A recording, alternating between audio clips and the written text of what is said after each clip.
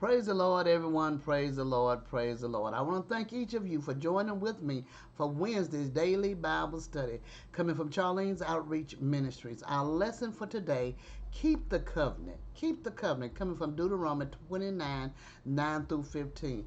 Amen. Let us do the commandments of our Lord and Savior, Jesus Christ. Amen. That he left. He only left two. He didn't leave a million for us. He left two. Amen. Have no other God before him, and to love our neighbor as ourselves. Let's keep those. Amen. And if we keep those and walk in his statutes and do his will, do his bidding, then we can and will know that we have the ability to receive the blessing and not the curses. Amen.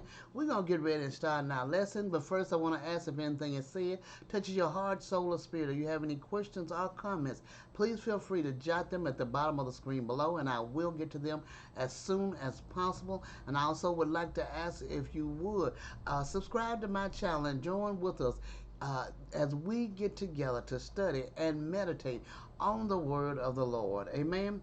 Amen. We're going to get ready and get started, but we're going to have prayer first. Amen. Our Father, which art in heaven, hallowed be thy name, thy kingdom come. Thy will be done on earth as it is done in heaven. Give us this day our daily bread, and forgive us our debts as we forgive our debtors.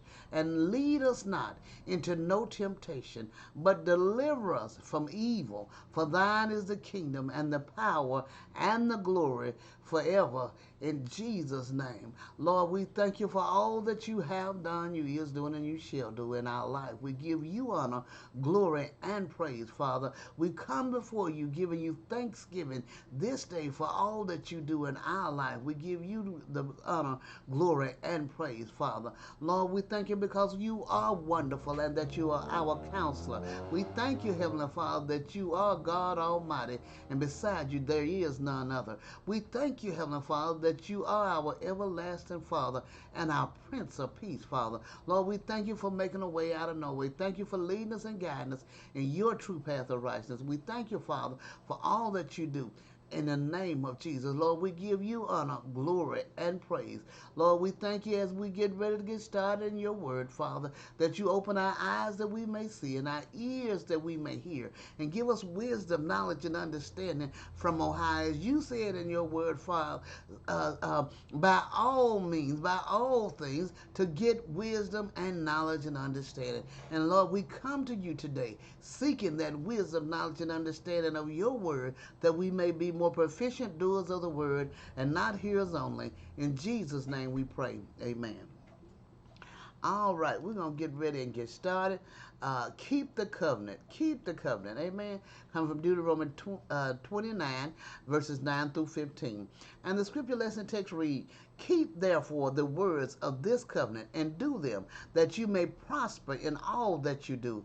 You stand this day, all of you, before the Lord your God, your captains of your tribes and your elders and your officers with all the men of Israel, your little ones and your wives, and thou stranger that is in thy camp. From the hewer of thy wood unto the drawer of thy water, that thou shouldest enter into covenant with the Lord thy God, and to his oath which the Lord thy God hath maketh with thee this day, that he may establish thee today for a people unto himself, and that he may be unto thee a God, as he has said unto thee, and as he has sworn unto thy fathers, to Abraham, to Isaac, and to Jacob. Neither with you only do I make this covenant and this oath, but with him that standeth here with us this day before the Lord our God, and also with him that is not here with us this day. Amen. This is a powerful lesson. We know this is Moses here going over things with them before they are getting ready to go into the promised land. Amen. Commentary says the spiritual experience of God's faithfulness to Israel should have led to obedience to the stipulations of the covenant in the future, but could not without a transformed heart in verses 4 and 18, and the true knowledge of God in verse 6. Their prosperity is a gift from God. The way to be assured of that prosperity is if they keep the commandments of God and worship no false God. We are bound in gratitude and interest, as well as in duty and faithfulness, to keep the words of the covenant. It was the same future of the old church as it is of the new, for they are both one and the same church in Jesus, that there was no distinction of person, age, or character, none too great not to need salvation, none too humble to be excluded from it.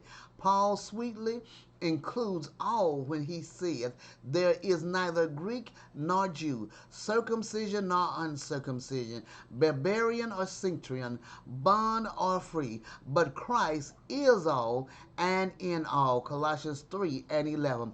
It is a delightful thought that the gospel church, as in the Jewish, the absent soul is as much included as the one that is present, if absent in body, yet present in spirit. Jesus, the great head of his people, with whom the covenant is made, is the same yesterday and today and forever.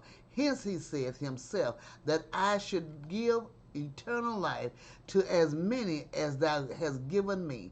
All are beheld in him from the beginning. See the precious scriptures in John 17 and 2, 6 and 37, and Isaiah 8 and 18. Amen. This is a wonderful and powerful lesson. I pray you meditate on this lesson and have a wonderful and blessed day.